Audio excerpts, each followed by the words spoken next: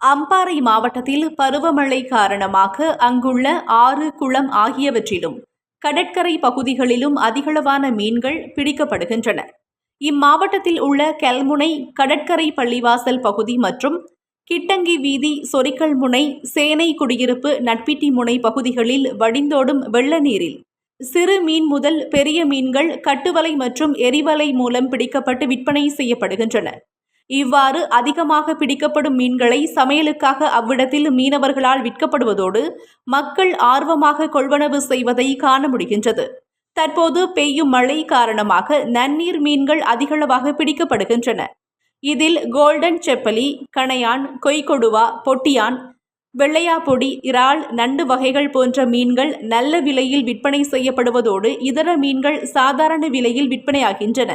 இதனால் நன்னீர் மீன்பிடி தொழிலில் ஈடுபடும் மீனவர்கள் நல்ல வருமானம் ஈட்டக்கூடியதாக உள்ளது என தெரிவித்துள்ளனர்.